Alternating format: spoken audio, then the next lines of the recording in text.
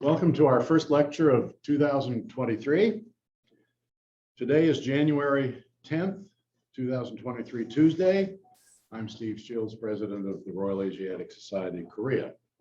Thank you for joining us. We welcome friends and members who are attending here in person in Seoul and also online through Zoom. I express our sincere gratitude to the Asia Development Foundation for their generous and continued sponsorship of RAS Korea. We also appreciate our many other donors, big and small. Your support is welcome and much needed.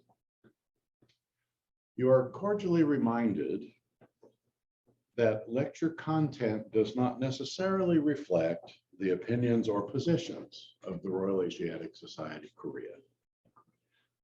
We're joined tonight by Professor Dr. Jea Won.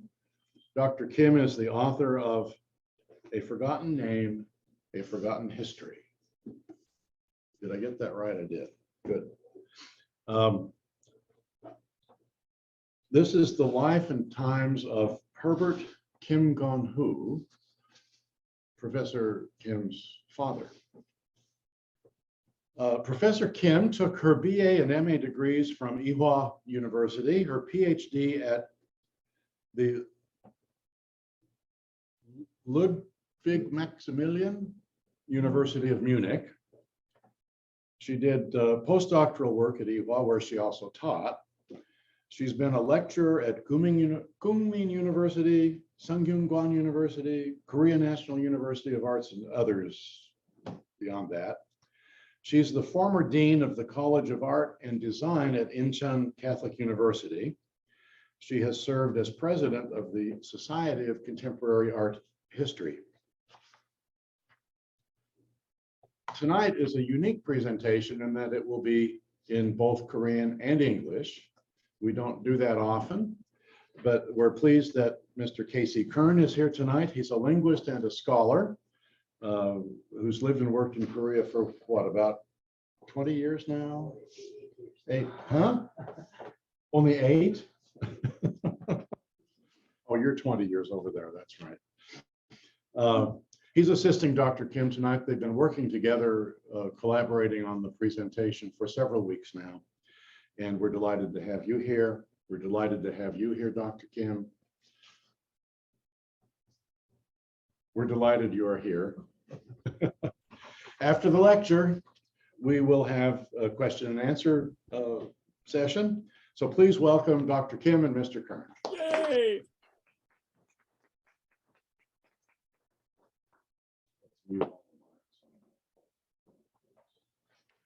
Get around this side, get out of the way.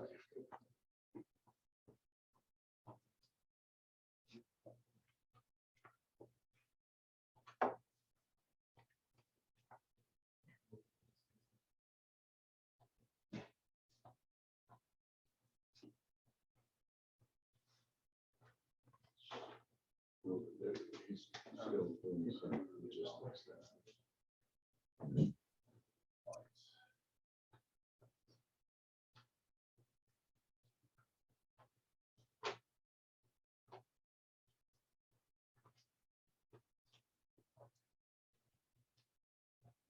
While they're finishing logistics, we have tomorrow's Korea Times. If you'd like to take one home tonight, I'll set it here. It's always nice to get tomorrow's newspaper today. Reminds me of James Bond.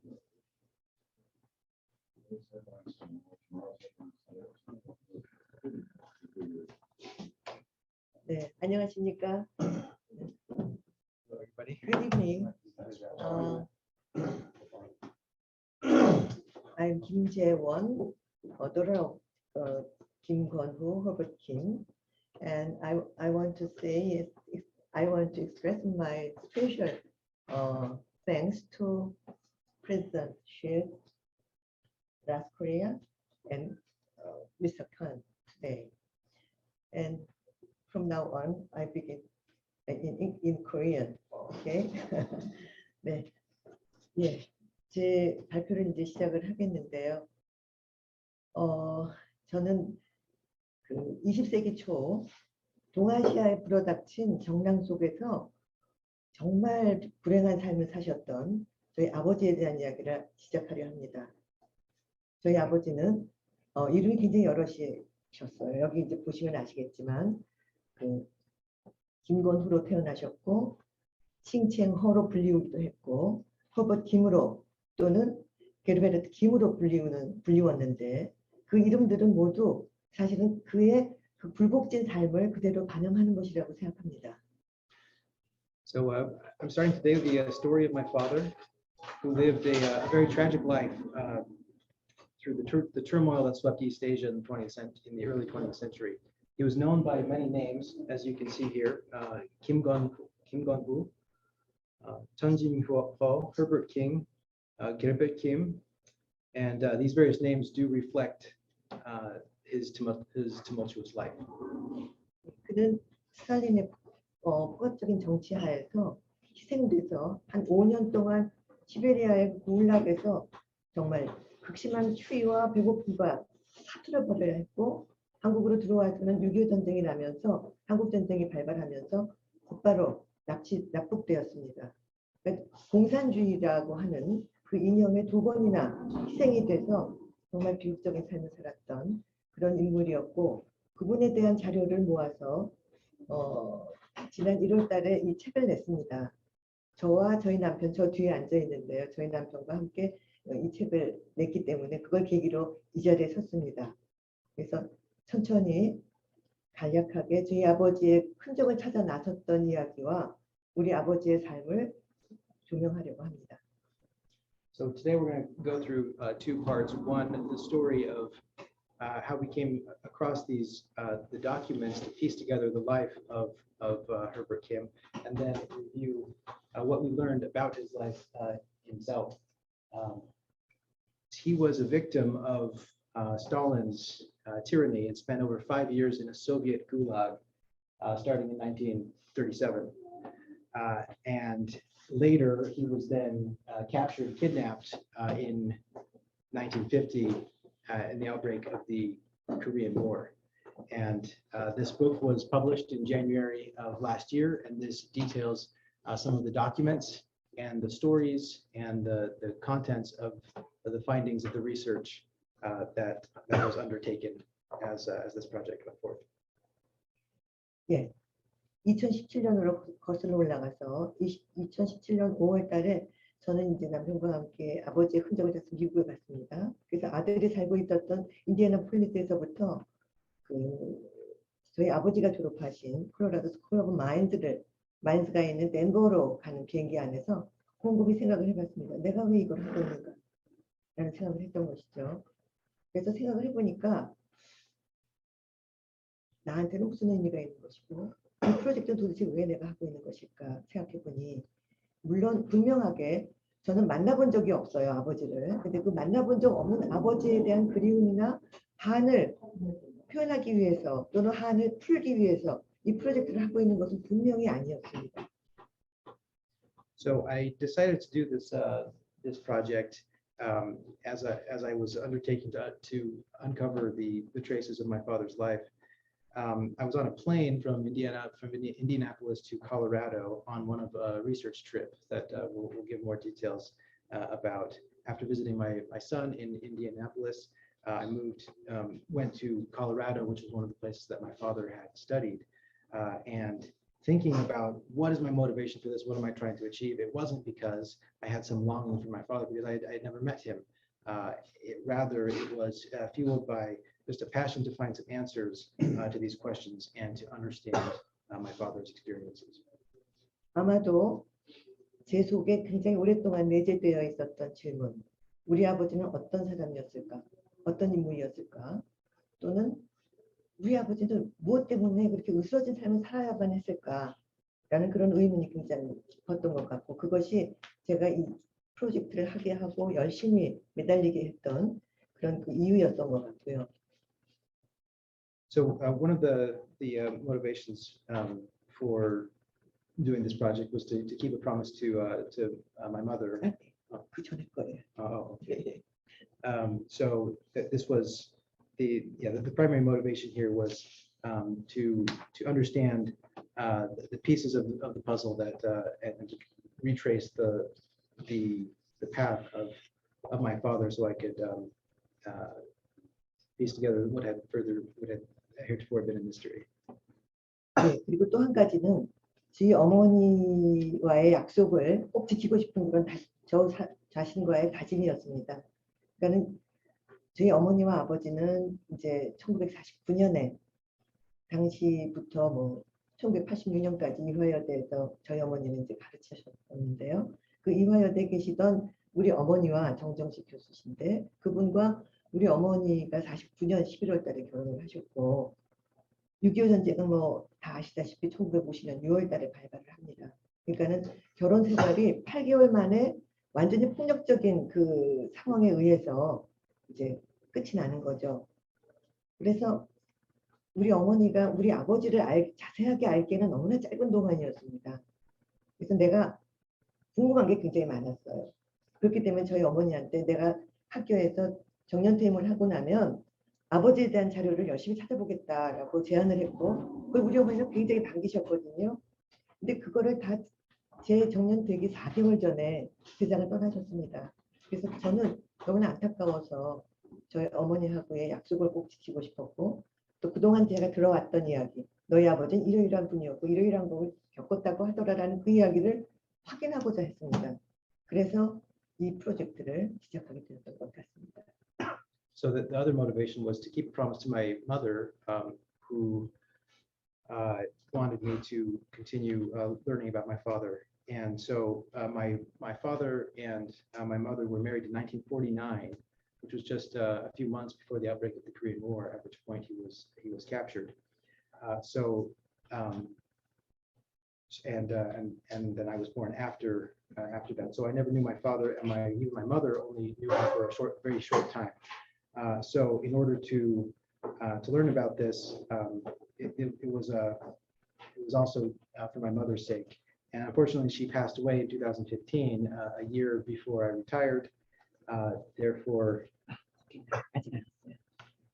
정년퇴임 후에 저는 2016년에 정년퇴임을 했습니다. 정년퇴임 후 봄에 이제 저는 그야말로 우리 아버지의 흔적을 찾아서 긴 여정을 시작했습니다. 그러니까 아무것도 보이지 않는 짙은 안개 속으로의 여정을 시작한 것이죠. 그러니까 그 누구도 어디서 어떻게 해야 되는지를 알 수 없었던 그런 프로젝트를 시작한 것입니다. So after retiring in 2016, a year after my mother had died, I set out to find this information about my father, starting at almost nothing, besides the things that my mother had told me. 그래서 지난 6년 동안 거의 6년, 7년 가까이 되는데 그동안 저는 이제 그 본격적으로 어떻게 어디서 시작해야 될지를 고민하면서 저희 가족에게 도움을 많이 받았고요. 남편을 비롯해서 가족에게 도움을 많이 받았고 용기를 많이 얻었습니다. 그리고 뭐 거의 이제 30-40명 정도의 국내외 학자들로부터 조언을 받고 만나서 인터뷰를 하고 방향을 이제 정하고 두 차례 2017년과 18년 두 차례 미국을 방문해서 아버지의 흔적을 쫓아갔었고 또 18년에는 러시아와 카자흐스탄을 방문해서 아버지에 관계되는 자료들을 이제 찾았습니다.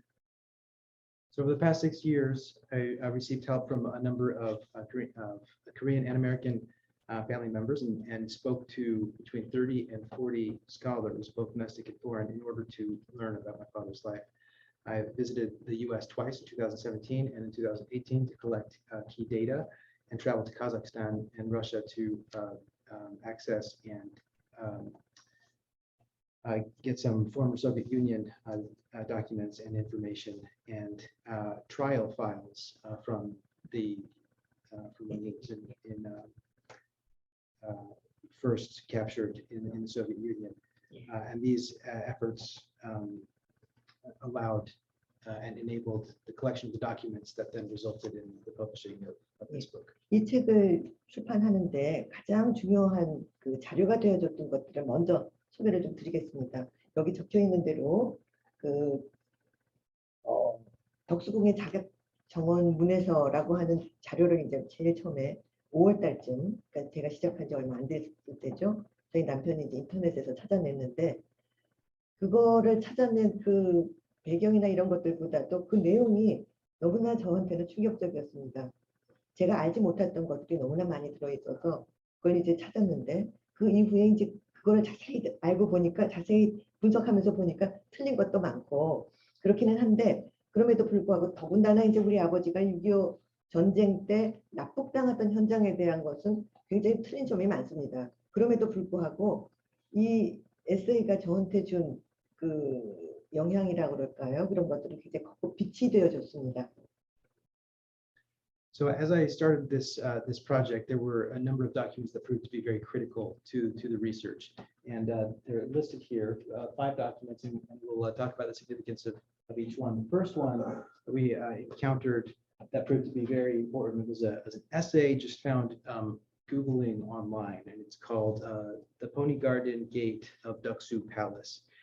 It's unclear who uploaded it, but it was written or transcribed from a document written by somebody who knew my father personally and had written an outline of his life, written in about the early 1940s, prior to the Korean War. And looking through it, it later turned out that some of the information was incorrect, but as a life sketch, it provided a lot of information about where he had been, what kind of work he had done, and what kind of person that he was. So this was a shocking find. Came across it very serendipitously on the internet, and this proved to be a launching pad for 이 further research. 에세이, 예, 죄송합니다. 이 에세이의 원저자 버치에 관한 거는 또 나중에 이야기가 나오기 때문에 지금 짧게 하고 지나가겠습니다.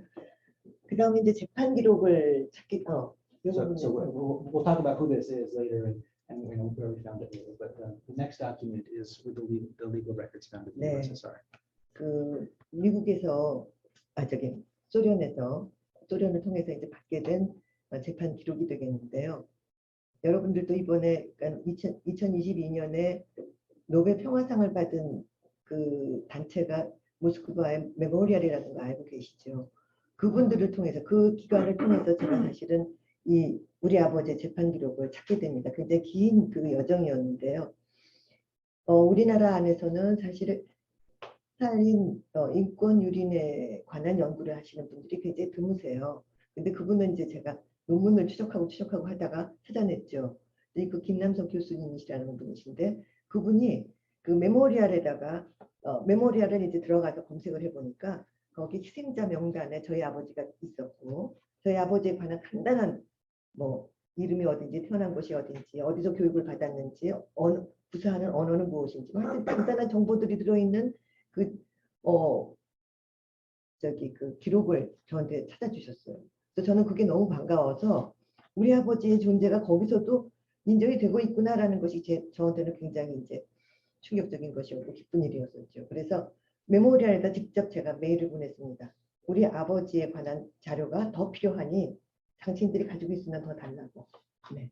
So there's a professor in Korea who's a expert on the history of the Stalin era, particularly with an angle on the human rights issues of the time. And he had connections at an NGO called Memorial that deals with human rights related documents and uncovering history in particular related to the Stalin era. And through that organization, through the help of this professor, able to identify a number of documents and including photos of mugshots of when he was originally captured in the Soviet Union, and then contacted Memorial directly and said, is there any further information that can be gotten through here, and additional information for trial records, fingerprints and whatnot were obtained.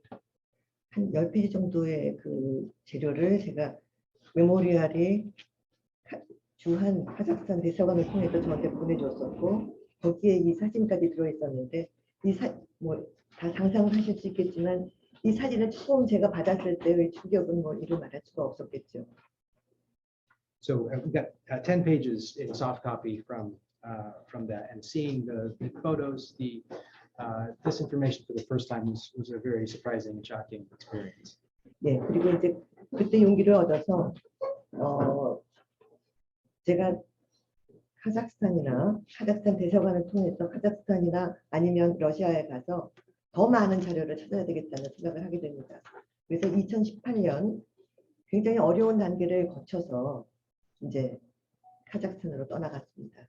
그래서 카자흐스탄에서 그 사람들이 가지고 있는 우리 아버지 재판 기록, 그러니까 체포에서부터 석방될 때까지의 그 기록이 거의 400쪽 정도 되는 기록을 이제 만나게 됩니다. 그 기록은 뭐 제가 러시아어로 되어 있기 때문에 이해할 수는 없었지만 그것이 주는 그것이 존재하고 있다는 것 자체가 저한테는 엄청난 힘이 되는 것이었고, 그분들이 아직까지 카자흐스탄 정부에서는 그 2023년까지 기밀 서류로 되어 있답니다. 분류가 되어 있답니다. 그래서 10% 정도, 그 40쪽 정도만 그것도 이제 복사를 해서 이메일로 저한테 보내줄 수는 있지, 제가 사진을 찍는다거나 거기서 뭐 다른 거를 취할 수는 없었습니다. So after these documents were obtained, I got courage that there's probably more to find in Kazakhstan, and decided to make a trip in 2018. Went to Kazakhstan, and with the help of some university professors there, was able to access archives and further documentation. And there was a full record of his arrest, trial, imprisonment all the way until his release, that covered 400 pages. However, due to classified documentation laws in place, only 10 pages were able to be released, but the rest is scheduled to be released all next year. 그 다음에 중요했던 자료는 And the next key document. 예, 저희 아버지가 직접 적으신 그 몰락에서의, 그러니까 체포에서부터 석방될 때까지의 그 자신의 이야기를 핸드리튼한 친필로 적은 그 수기를 발견한 것입니다.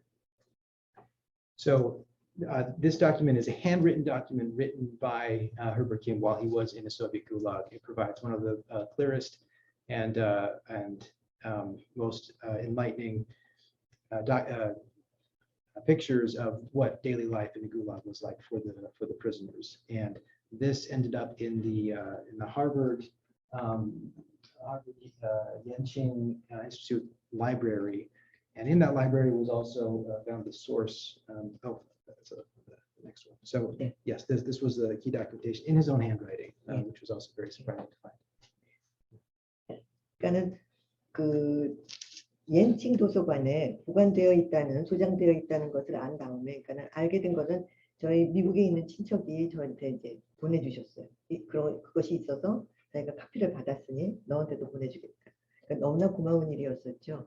그래서 옌칭에 그 원본이 있다면 나는 꼭 가봐야 되겠다라고 생각을 해서 옌칭으로 갔습니다.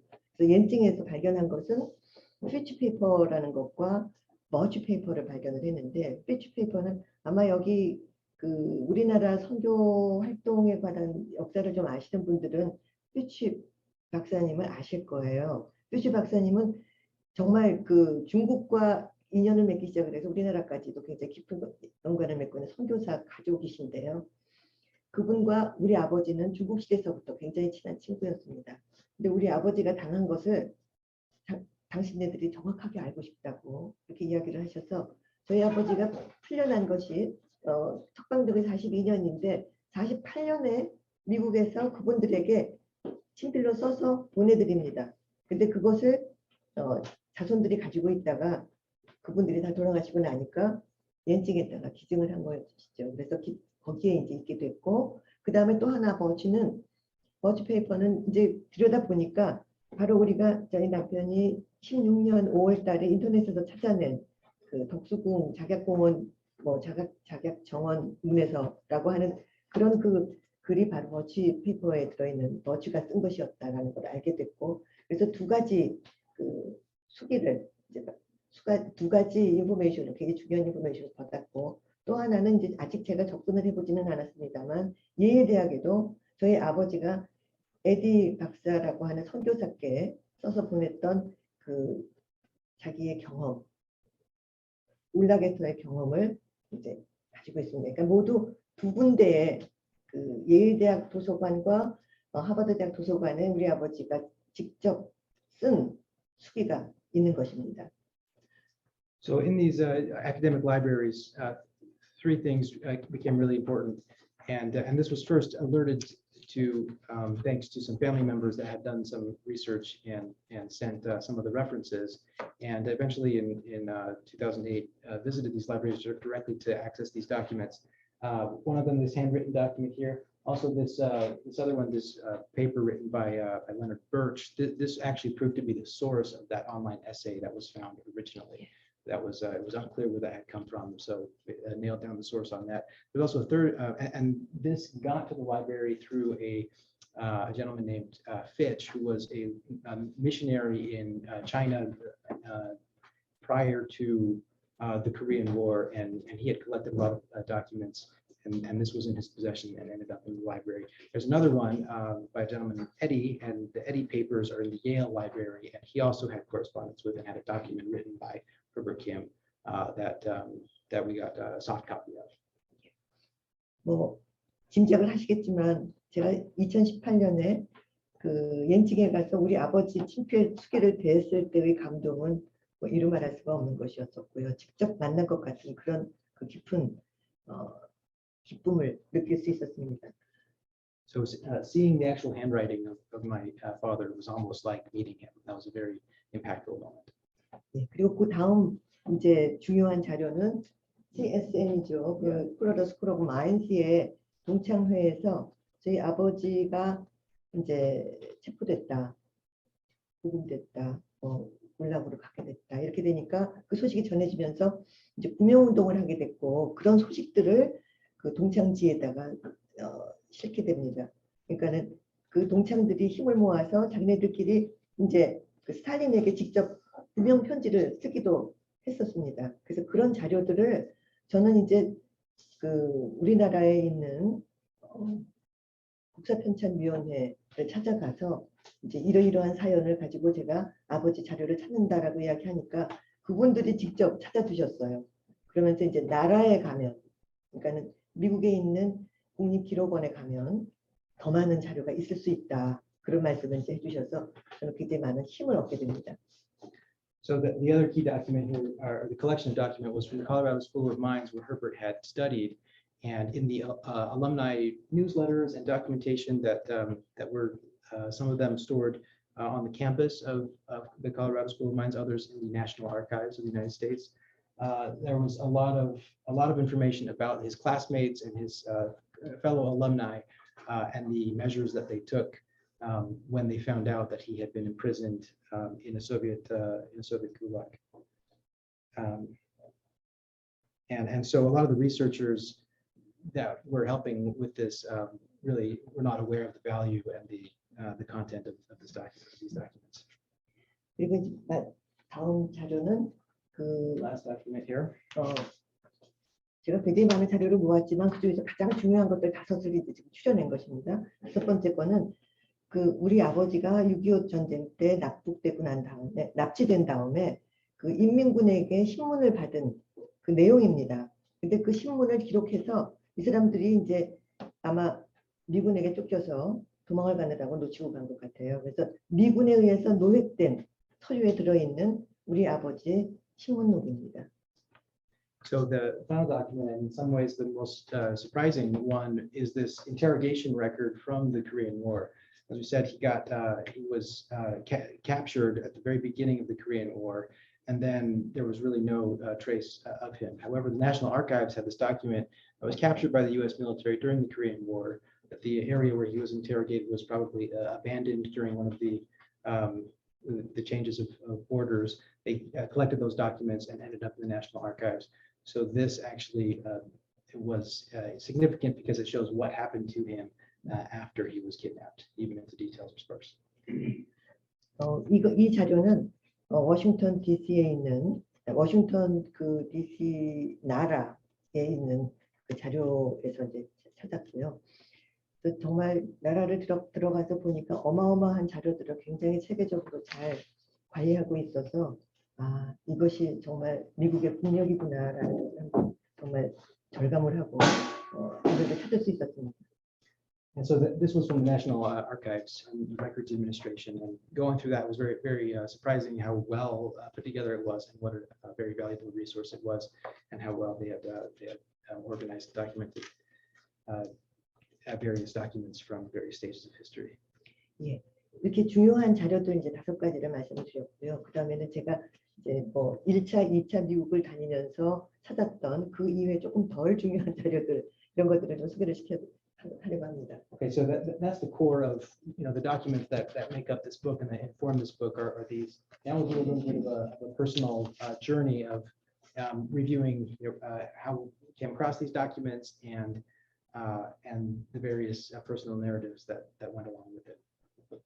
Could you turn the laptop just a little bit my way?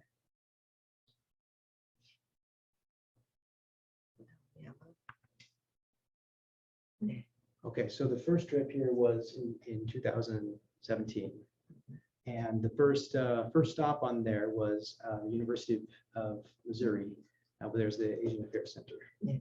거기서 정확한 뭐 정보를 얻은 거는 없지만 굉장히 많은 아이디어를 받을 수 있었고 정말 용기를 얻어서 이제 다음 역사지로 가게 됩니다.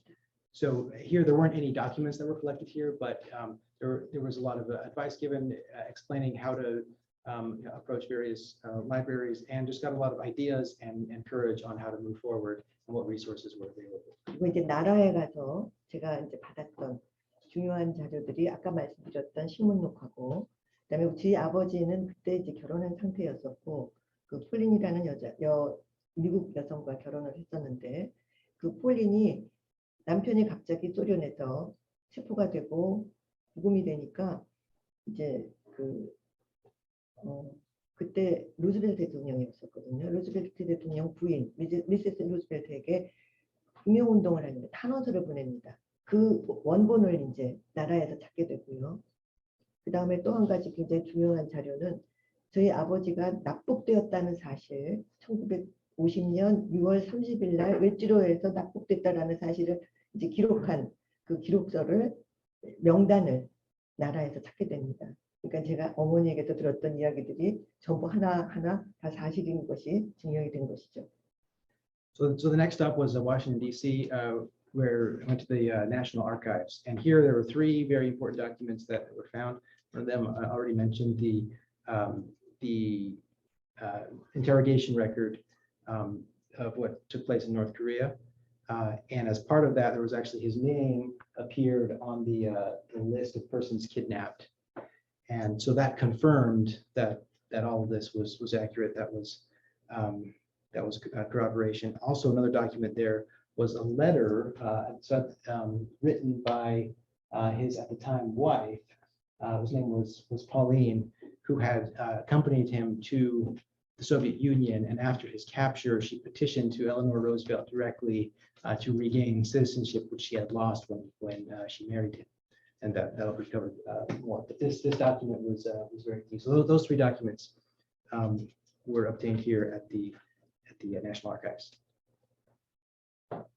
네, 그리고 이제 뉴욕 가기 전에 전번에 10월달에 여기서 강의를 하셨던 피터슨 교수님이 이제 필라델피아에서 저를 만나게 됩니다. 그래서 그분께서 사실 그분은 미국 이민사, 한국인들의 미국 이민사를 연구하시는 분이시잖아요. 그래서 그분으로부터 저희 아버지에 대한 자료를 찾기 위해서는 입국에서부터 그런 과정들을 다른 한국인들이 겪은 것들을 쭉 들어보는 그런 이제 좋은 시간을 가졌고 그다음에 이제 뉴욕으로 가게 됩니다. 뉴욕에서는 So yeah, on the way to New York, I stopped in Pennsylvania, where there was Professor Patterson, who was a professor of Korean immigration history. He talked about all the resources available to find records of students who had come from abroad to study in the United States, and that was relevant because that is what happened to my father. 뉴욕의 콜롬비아 대학을 이제 다니셨다고 졸업하셨다고 제가 들었었기 때문에 거기 가서 뭐 증명서 이런 것들 다 확인을 했고 그리고 제 아버지는 거기에 콜롬비아에 다니시는 동안 NYU 뉴욕 유니버시티죠. NYU의 YMCA 조교를 하셨어요. 그래서 숙소가 그 NYU 바로 건너편에 있는 워싱턴 스퀘어 76번지에 사셨다는 것을 이제 제가 학교에서 콜롬비아 대학에서 찾아냈습니다. 그래서 그 집을 가보니까 여기 사진이 나올 텐데요. 그 집이 이제 그 집을 발견한 것도 저는 굉장히 재밌었는데 아버지는 유학 시절에 그 숙소에서 창문을 열어놓고 김치를 담아서 익혀서 드셨다고 합니다. 근데 그 김치가 냄새가 많이 나니까 이웃집에 그 냄새가 옮겨갔었나 봐요. 그 이웃집에서 어떤 날을 하루는 와서 뚝뚝 두들기고는 자기 아내가 임신을 해서 입덧이 너무너무 심한데 그 냄새 나는 것 좀 먹고 싶어 하니까 좀 줄 수 있느냐. 그래서 그 집 이야기를 이제 들었던 그거를 확인할 수 있어서 굉장히 재밌었습니다. So I went to New York, and Columbia University was where my father had done graduate work, and through the records available there, we were able to find out, well, one, the location that he studied in mining engineering, and also the place that he lived near Washington Square in the neighborhood of NYU. And one story that came through that was that he used to cook kimchi in one of the open windows. And the smell of the kimchi went to the neighbors, and apparently one of the neighbors, there was a woman who was pregnant and had severe morning sickness and couldn't eat anything, but for some reason the smell of the kimchi was appealing, and said, "Can you give me whatever you're cooking there, because it seems like that's the only thing my wife will be able to eat." So that was a funny anecdote from this research. And next, 그 다음에는 제가 이제 그 CSM을 갑니다. CSM에서는 아주 독특한 분위기였어요. 제가 전혀 상상할 수 없었던 그런 그 광산 럭키 산맥 속에 그 산 골짜기에 학교가 들어있는데 정말 실제로 학생들 실험을 위해서 광산도 이제 가지고 있는 그런 학교였는데 거기서 굉장히 강한 아버지를 제가 다른 데보다도 그곳에서는 굉장히 아버지가 저와 함께 있는 것 같은 그런 아주 묘한 감정을 느끼면서 그 캠퍼스를 둘러보았습니다.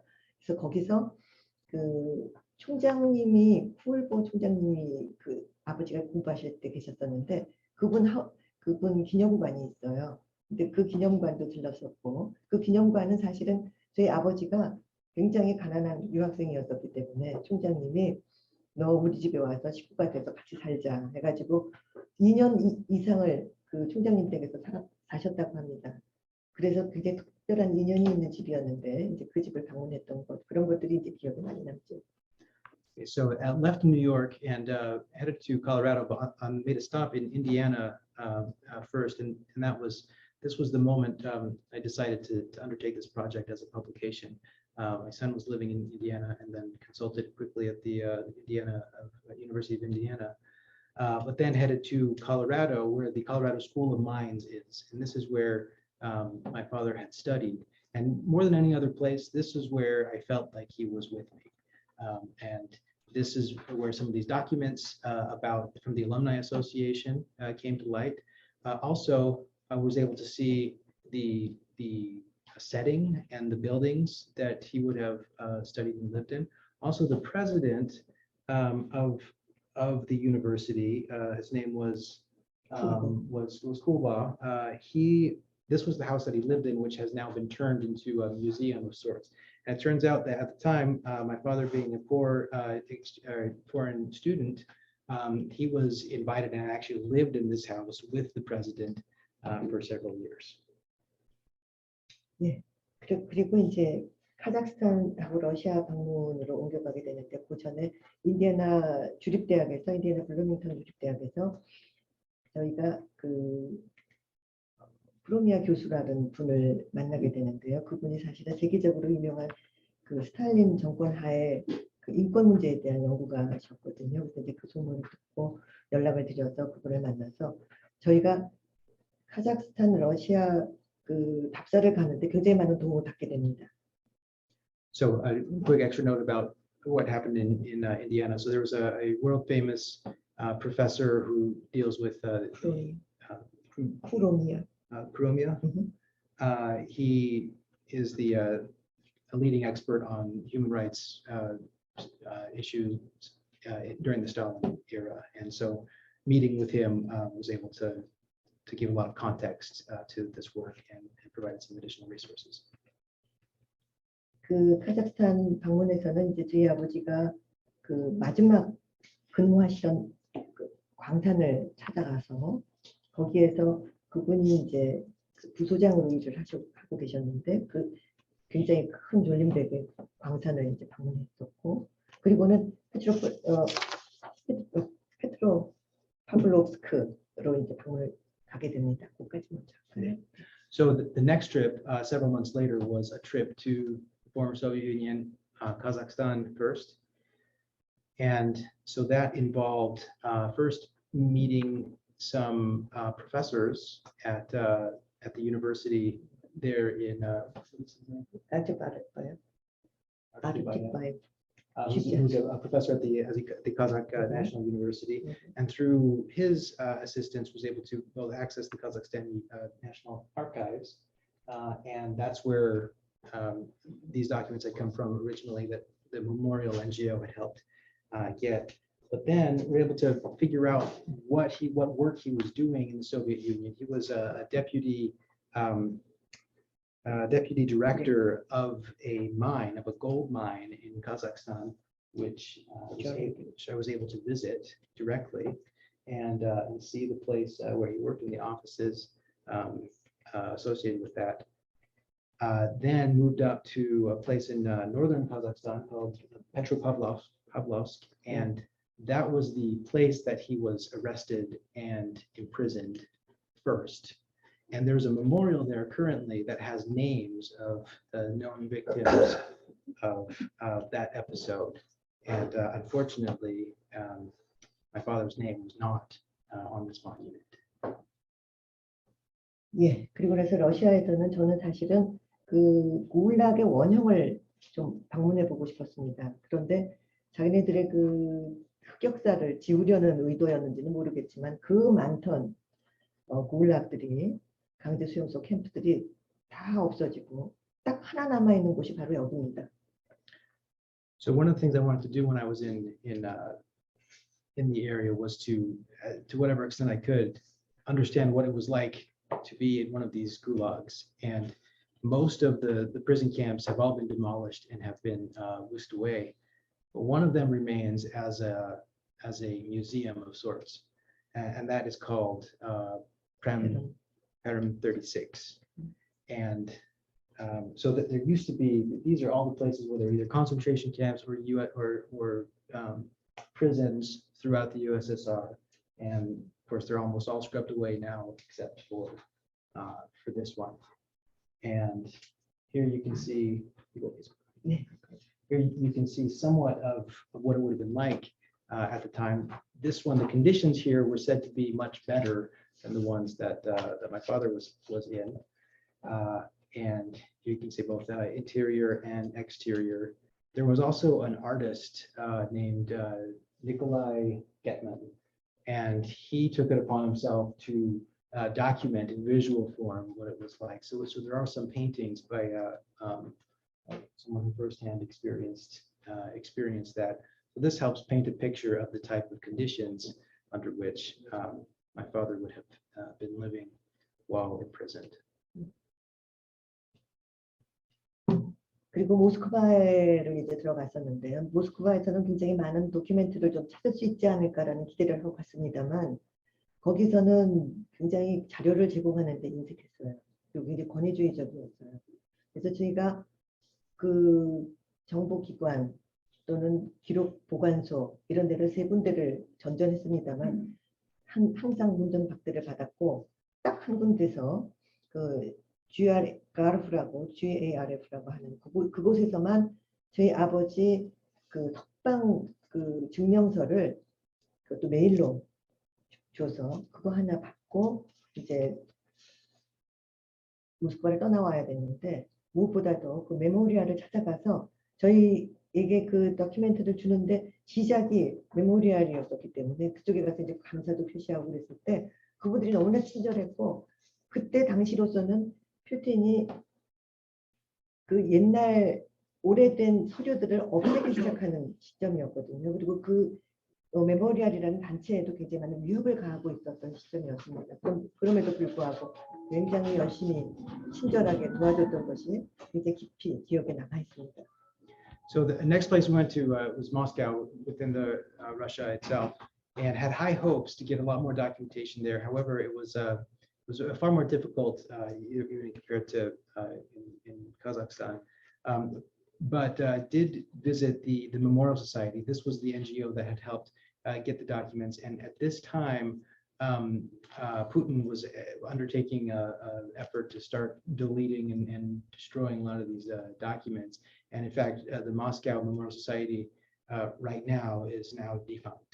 If you check their website, so this timing was good. And so it was hard to get any documentation besides what we already had, except for the Moscow archives.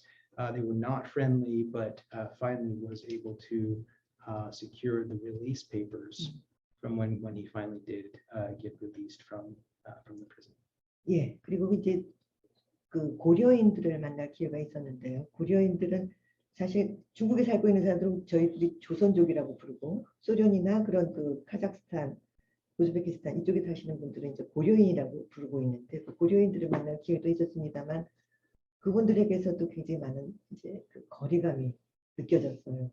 그래서 그때 제가 이제 생각했던 것이 초강대국의 그런 어떤 그 폭압적인 정치에 의해서 이주당하고 또 그 사람들의 인권이 너무나 많이 유린되고 해왔는데, 그분들의 유린되고 억압된 그런 개개인의 불행이나 그런 그 운명들은 어떤 의미를 갖는 것일까, 누구에게 그 책임이 있는 것일까라고 하는 굉장히 좀 처절한 질문이 제 안에서 솟구쳤습니다. So while in Russia, I was able to meet other people of Korean descent. Some of the Korean diaspora is in Russia right now, and they've been a minority and have had a number of challenges just being within the Russian society. And even as fellow ethnic Korean, there still seemed to be a great distance between the that was noticeable, and it caused to reflect on the impact of the wars and the tyranny, especially under Stalin, and the impact that has had on personal lives. 예, 이와 같이 이제 저희 아버지에 관한 우리 아버지의 그런 역경, 비극적인 삶 이런 것들을 좀 이렇게 아웃라인을 만들어 나갈 수 있는 자료들이 모이면서 어떤 형태로든지 그 출판을 해서 저희 아버지의 어떤 불행, 우리의 역사 이거를 좀 알려야 되겠다는 생각을 붙이게 됐습니다. So that concluded the trip to Russia. There was one, so that this was all in the context of kind of gathering and doing the research here. There was one final one, which was mentioned previously, of going to the United States and getting the documents from the Yale and University and Harvard libraries. And as part of that,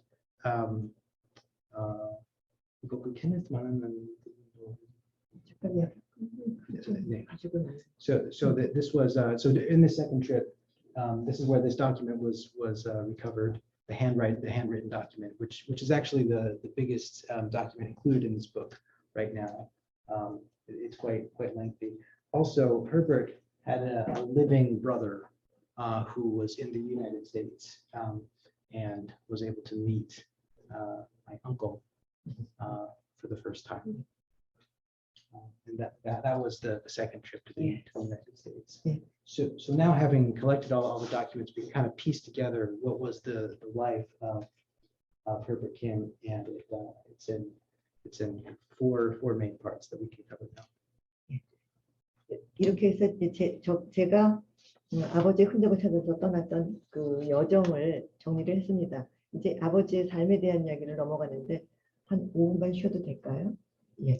Okay, so that concludes part one, which was the journey of discovery and of collecting the documents, and the second part is about putting together the story and actually telling it. So maybe we'll have a little 5-minute intermission where we can stand up and for a bit. Stand up and stretch for a second. 네, 저희 아버지는 평안남도, 일단은 평안남도 지금의 여러분들 평양 다 아시잖아요. 그렇죠? 평양 부근의 강서라는 곳에서 태어나셨습니다. 그래서 거기서 1904년 내지 1905년에 태어나셨고 거기서 이제 배움을 서당에서 꽁지머리를 하고 서당에 가서 한자를 배우는 것으로 배움을 시작하셨습니다. 사실은 그래서 제가 그걸 하나 넣었는데요. 김홍도의 그림을 한번 넣어봤습니다. 서당 보셨죠? 저렇게 이제 시작을 했다가 중학교에 다니게 됩니다. 그러니까 보통 학교에 다니게 되고 그리고는 중학교를 평양에 있는 중학교 그거는 지금으로 치면 굉장히 명문이었어요. 그 평양에 있는 그 광성중학교 거기를 이제 다니시게 됩니다. Okay, so he was born in a place near Pyongyang, here called Pyeongnam-do, in this part. And this is an actual picture from 1904 in Pyongyang. At the time, there was a Japanese-Russian war going on. This picture is from. And he was educated in kind of this village school that is focused on teaching Chinese characters and Chinese classics, and then an elementary school locally in the area. 중학교를 졸업할 때쯤 돼서 1916년에 저희 할아버지, 그러니까 저희 아버지의 아버지인 김홍서 씨는 이제 그 항일 운동을 하다가 잡혀서 옥고를 치르시게 됩니다. 그리고 그 출소를 하자마자 중국으로 망명길에 나서시게 됩니다. So in 1910, there was the Japanese occupation of Korea. And so that happened when he was about 6 years old. Now, his father at the time, his name was Kim Hong-seo. He was part of the resistance movement and was the editor of a newspaper in Pyongyang and was deemed to be a threat to the Japanese Empire. So he was put in prison for some time and then sought political asylum in China, which is where the shadow government had moved from Korea during the occupation. 제 아버지도 그러니까 자기의 아버지를 따라서 중국으로 이제 옮겨가게 되죠. 그래서 중국에서 남경에서 그때 이제 명문이라고 이야기했던 그 금릉은 남경, 지금은 난킹이라고 부르기도 하죠. 금릉 대학교에서 대학교 부속 중학교를 나오고 고등학교를 이제 대학을 다니게 됩니다. 그런데 그때 자기 어머니가 같이 이제 망명을 가셨었는데 21년에 병사를 하십니다. 그리고 곧이어서 자기 아버지가 새어머니를 맞이하게 되시죠. 그러니까는 그 티네이저고 굉장히 반항심이 많았던 나이에 새어머니하고의 관계가 굉장히 나빠집니다. 그래서 그때 그 하나의 해결책으로 미국으로 공부하러 가는 거 그거를 이제 아버지한테 요청하게 되고 미국으로 23년에 떠나갑니다. So the whole family moved to China, and his mother passed away due to an illness. And while he was there was a prep school attached to Nanjing University in China. And there you can see his father and him as a middle schooler studied there, and then did the high school equivalent there. Again, this is a prep school type situation. But his relationship with his stepmother, so his father got remarried, and the relationship with his stepmother was not good, and he looked into the possibility of studying abroad, and his father supported that, and he started making those plans. 예, 그동안 이제 전반부에서 이야기했던 대로 저희 아버지는 1923년에 미국에 도착을 해서 그때서부터 7년 동안을 공부를 이제 미국에서 휴런 대학에서 하고 그다음에 콜로라도 스쿨 오브 마인즈에서 하고 콜롬비아에서 끝을 내서 1930년에는 마이닝 엔지니어가 됩니다. 그리고 네, 거기까지. So now some of the documents are going to start coming together. So he was here this is more about Nanjing University. He did decide to go study abroad. This was 1923. This was the last family picture. This was his brother, and this is his stepmother. And in 1923, he got on a boat. This is the actual boat, the SS President Cleveland, I think it was, and then went to San Francisco, landed in Angel Island, and this kind of begins the American phase of his life. First, so here's his actual immigration document. You can see his name was Kun Hoo, which is the Chinese pronunciation of his Korean name, the Kun Hoo. Same Hanja, it's pronounced in Chinese.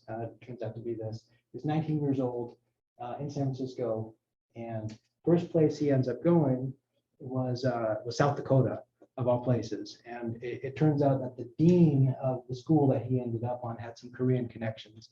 It's unclear exactly how they made connections, but it seemed to be like, hey, there's a school here where there's a Korea-friendly dean. He had been a missionary in Korea before the Japanese occupation, and was very friendly. And it was only there about 6 months, but then found his way to the Colorado School of Mines. He wanted to be a mining engineer.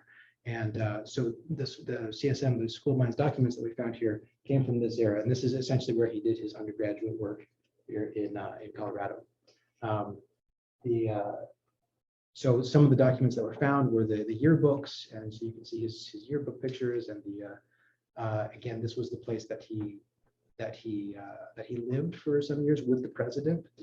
And that was the Colorado. And so that was 4 years undergraduate work in Colorado, followed by Columbia. 네.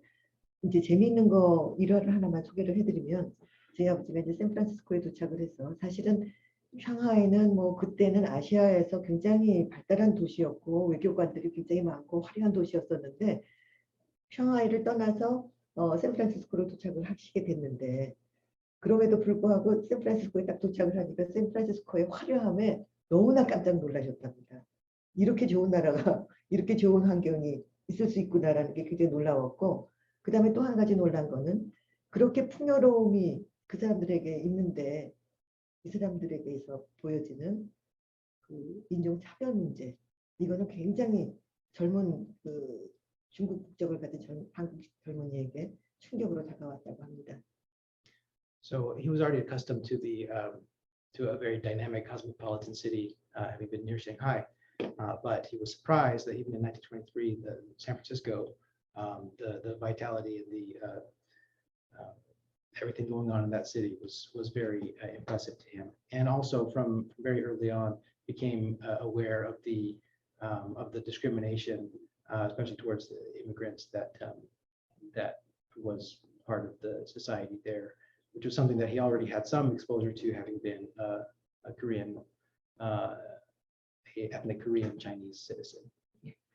예, 7년 동안에 미국 유학을 통해서 자기가 원하던 광산 엔지니어는 됐는데 이제 돌아갈 조국이 없었던 것이죠. 저희 아버지에게는. 일본 이제 식민지였었기 때문에 돌아갈 수가 없었고 중국도 굉장히 혼란기였고 그리고 또 한 가지는 미국이 굉장히 그때는 그 대공황이었기 때문에 외국인에게 일자리는 허용되지 않았습니다. So he continued at Columbia and became a very skilled and well-educated mining engineer at Columbia University, the engineering schools there. And this, we saw this earlier, this is where he was living, this is where he had made kimchi. And the trouble was, even though as skilled as he was and as well-educated, and by this time he spoke Korean, Chinese, and English, it was very difficult to find any work for a number of reasons. One, Great Depression was happening in 1929 in the U.S., and also he, being a Chinese citizen, was not permitted to work in the U.S., and it was just very difficult to obtain to find any prospects for work. 예, 반면에 소련은 그때 정말 경제 5개년 계획을 세워서 굉장히 많은 이제 부흥을 주도하고 있었기 때문에 더군다나 미국에서 교육받은 그 엔지니어는 대환영이었다고 합니다. 그래서 소련을 그러니까는 지원하게 되죠. So in contrast, Stalin's first 5-year plan was underway, and that involved a large deal of investment into national industries and heavy industries, and so there actually was an opportunity to find work as an engineer in the Soviet Union. 네.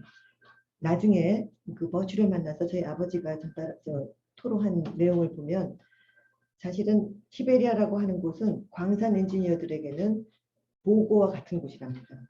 굉장히 많은 그 자원들이 있기 때문에 거기는 가보는 것이 꿈이었고 거기에 가서 이제 광산 엔지니어로 일해보는 것이 꿈이었고 또 한 가지는 언젠가는 일본으로부터 한국이 해방이 될 것이기 때문에 한국 가까운 곳에 가서 광산 엔지니어로서의 경험을 쌓고 있는 것이 나쁜 선택이 아닐 것이다라고 생각을 했기 때문에 소련을 선택했다고 합니다. So in addition to the economic opportunity that was available in the Soviet Union, it being on the Asian continent, and by the time that perhaps the Japanese occupation would end, he was very much looking forward to being part of the Korean reconstruction at that point, and thought that getting this experience at this point in a setting that would have maybe closer access to China and Korea would be favorable.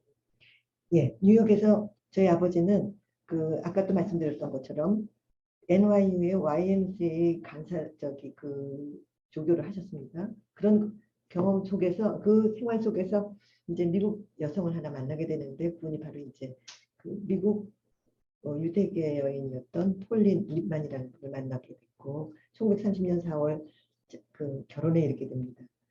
폴린의 가족도 우리 아버지의 아버지 그 김홍서 할아버지도 고운 시선을 보내지 않았겠죠.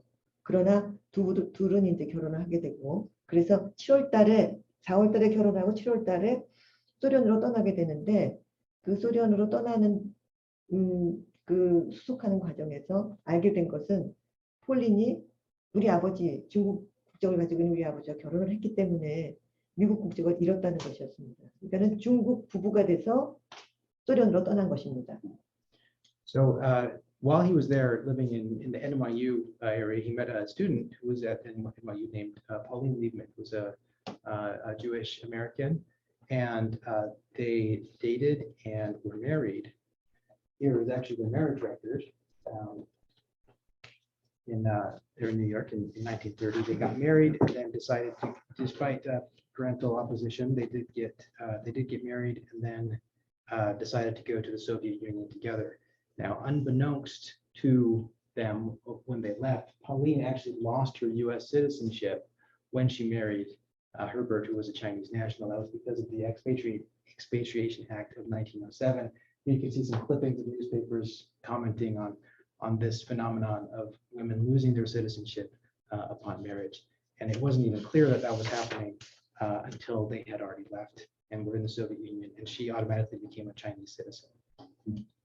소련으로 들어가서 7년 동안은 저희 아버지가 광산 엔지니어로서의 삶이 뭐 나쁘지 않았다고 합니다. 그러니까는 광산 엔지니어로서 월급도 잘 나오고 외국인 노동자들, 외국인 기술자들에 대한 그 대우도 나쁘지 않았고 더군다나 이제 아들이 1934년에 태어났고 그러면서 살다가 1937년부터는 스탈린의 이제 그 폭압 정치가 시작이 되죠. 공포 정치가 시작이 되죠. 그래서 정말 오직 광산 마을에서도 스탈린의 그런 그 폭압 정치는 빠지지 않고 작용을 하게 됩니다. 그래서 저희 아버지는 37년 말에 소련을 떠나야 되겠구나 생각을 하고 출국 비자를 받으러 갔다가 결국은 체포가 됩니다. So for some time while in the Soviet Union, when she was known as Herbert Kim, he had quite a nice life as an engineer for about 7 years with Pauline, living in the USSR in present-day Kazakhstan, where that mine was that they visited. And he was a deputy mining engineer. This is not him, but this is the Soviet mines of the era. Looked like this. And at the time, they even had a son, Bobby Kim, Kim Won, who was born in Kazakhstan in 1934.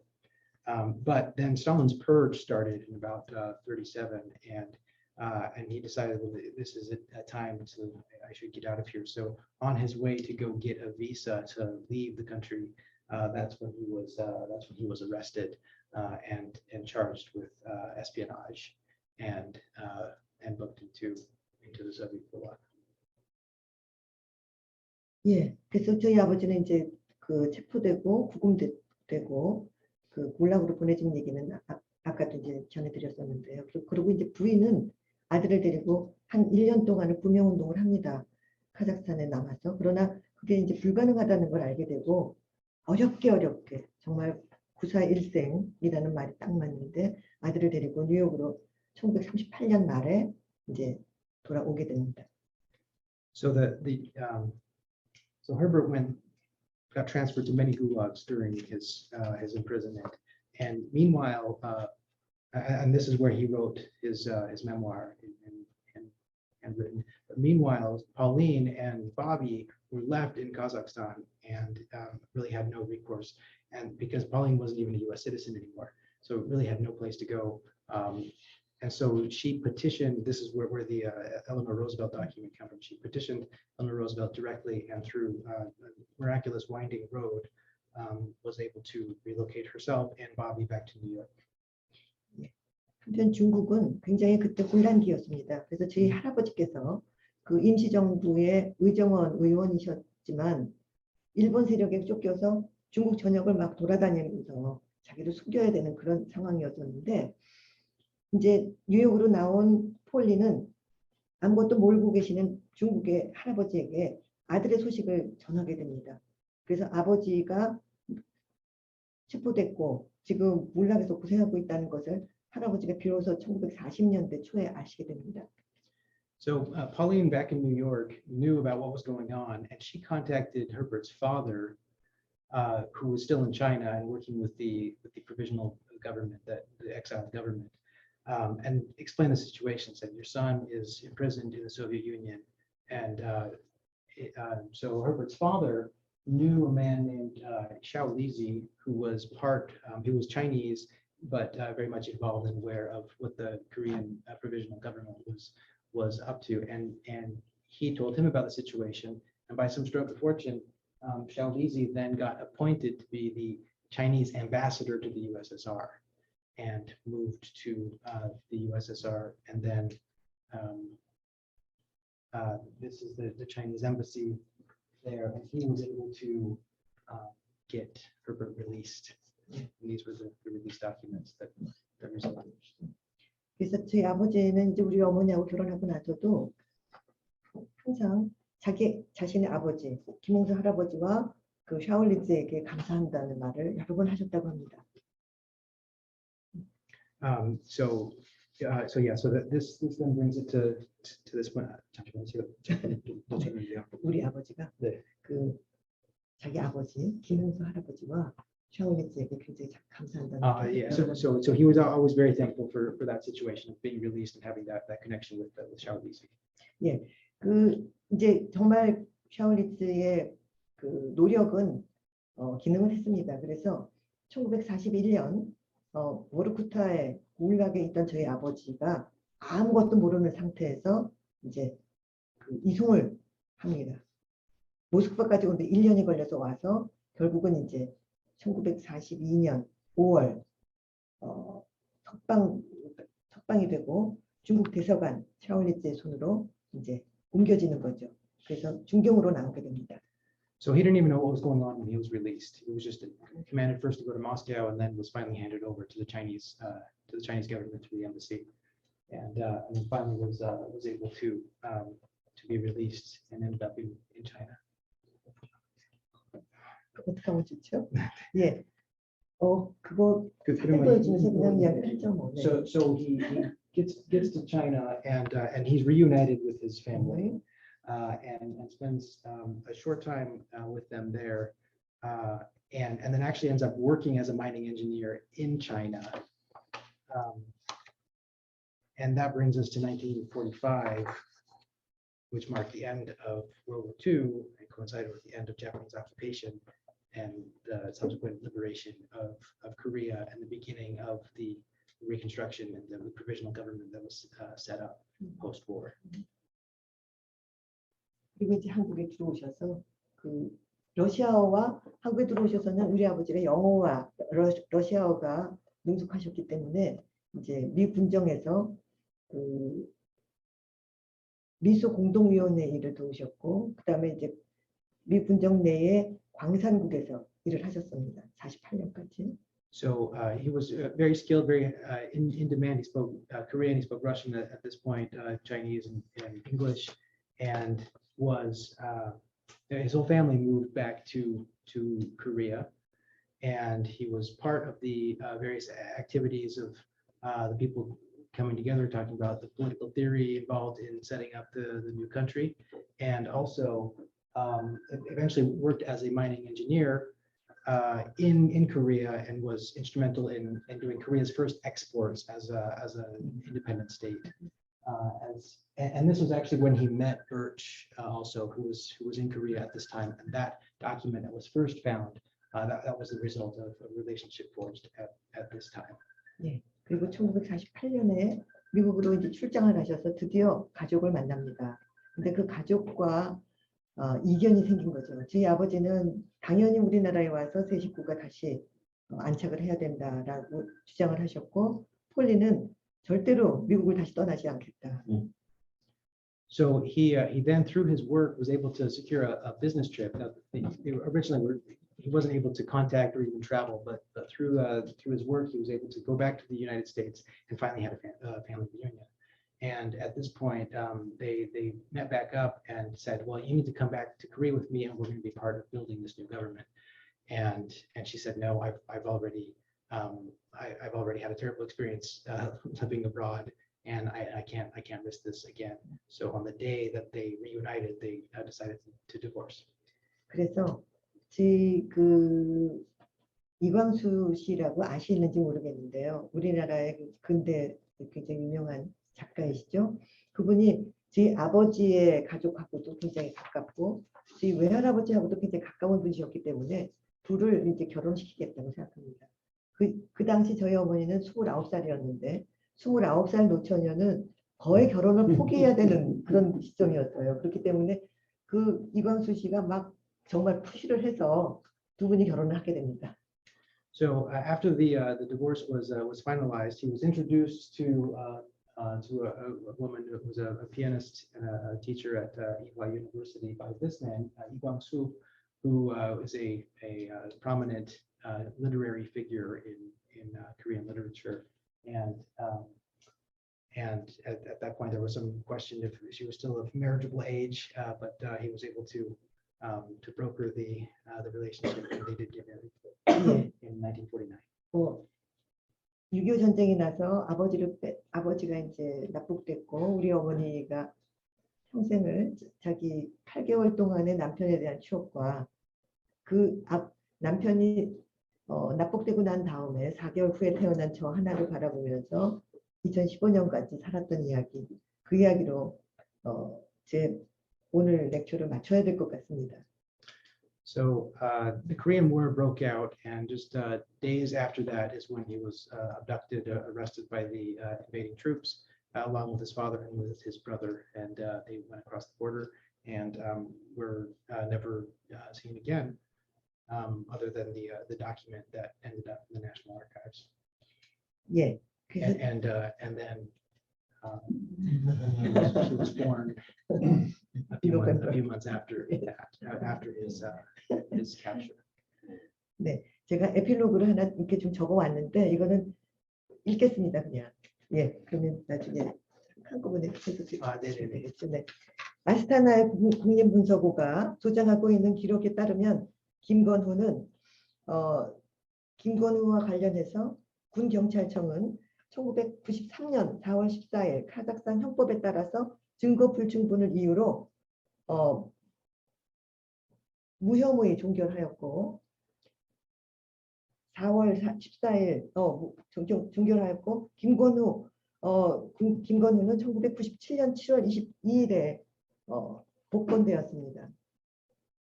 그 사실을 자신은 알고 이 세상을 떠났을까요? 오직 추위와 배고픔에 맞서 목숨을 걸고 싸워했던 군락의 극한 상황에서도 그는 희망을 잃지 않았고 자신과 자신이 속한 공동체를 위해서 언제나 봉사할 준비가 되어 있던 그런 휴머니스트였습니다. 수감 중에도 독서의 기쁨을 포기하지 않고 도스토옙스키 주화벌을 러시아어로 읽으면서 인간의 그 본성에 대해서 반추할 줄 알았고, 그다음에 프라우다지도 자기가 사비로까지 시청을 해서 죄수로서도 보면서 지냈던 그런 지식인이었습니다. 그럼 미국에서 최고의 광산 엔지니어 교육을 받았고 소련과 중국에서 장기간의 현장 경험을 쌓은 인재였습니다.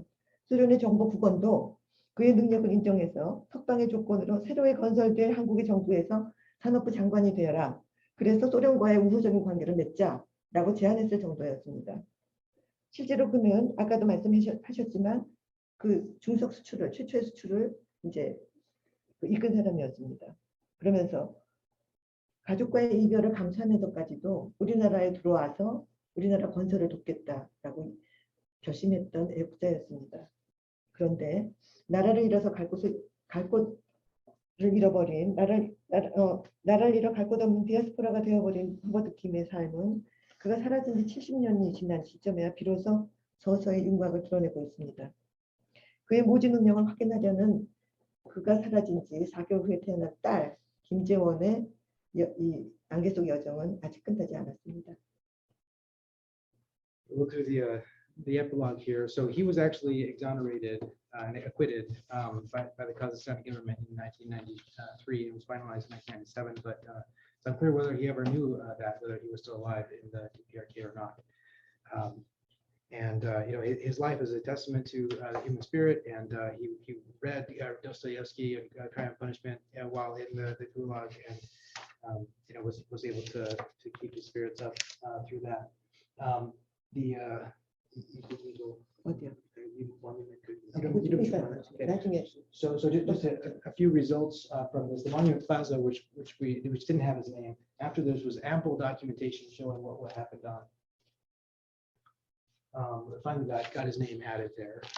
And then of course the book here was published. And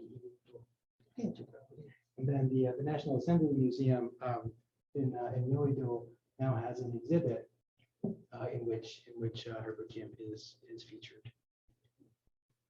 예, 그것이 이제 제가 책을 내는 것과 동시에 제 아버지를 이제 알리기 위한 노력들을 하면서 이루어진 성과 3가지입니다.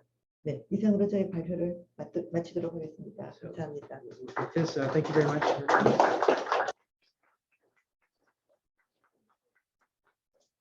준비를 철저하게 잘해주신 미스터 컨에게도 한번 박수를 쳐주시고요. 예. 이 책을 이제 함께 저술한 준비한 저희 남편 저 뒤에 앉아 있습니다. 그에게도 한번 박수를.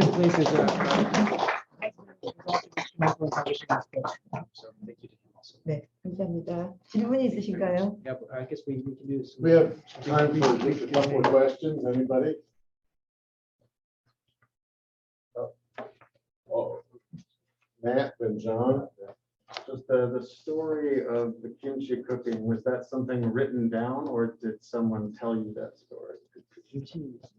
네. 어떻게 알게 되셨어요? 예. 그건 자료에 자료에 있는 게 아니고 제 아버지가 그 짧은 동안 결혼 생활 동안에 우리 어머니한테 이야기를 하신 거예요.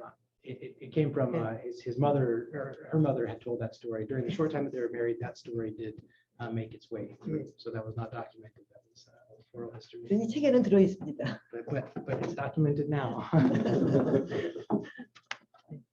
So I'm sorry about being a few minutes late. I ran out and came back a little late, but I'm assuming this wasn't talked about while I was away.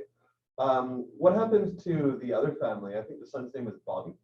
Is it known how long he lived, or is he still alive? Or So Bobby would be her half brother. Yeah. Yes. So he and Pauline moved to New York Yeah. after they were able to escape the Soviet Union, and Bobby did grow up there. He ended up being yeah, he became a doctor, and he and Pauline got remarried, and we actually found Bobby's yearbook and his obituary. He did die in about 2000, and he actually outlived Pauline. He died of an illness, and Pauline died in 2001. So did he have more kids or anything? Does she have any illness? Three children. Yeah, He had. Bobby. Bobby. Yes. So Bobby had 3 children. So her nieces and nephews, and she did meet them eventually. 근데 폴리는 자녀 따로 있었나요? 재혼하고는 없었어요. Yeah, but Pauline did not have any other kids with her second marriage. Thank you. So, yeah. So she was never able to meet her half brother Bobby, but was able to meet two of the nieces and nephews. Okay, great. That's what I was curious about. We are so appreciative of both of these folks, Professor Kim, to have the story told as you've told it, makes that whole era of the colonial era and the first part of the Korean War very personal. Mhm. And we often see and read about the big pictures, but we don't hear the stories that make up that big picture. And you've given us one of those stories. Thank you. And Casey, my gosh, I tasked him with something that was really challenging, I think. I moved last fall and I've known Casey. He came to my housewarming party, and while we were sitting around chatting, I said, I have an answer, because Professor Kim needed to come and tell this story, but she said, I don't think my English is good enough. Not true, but I said, hey, I have an idea. I said, Casey, how about? And so I got the two of them together, and they've been working together. Casey helped pull all of these slides together. Did such a great job. Thank you so much, both of you. Appreciate you being here.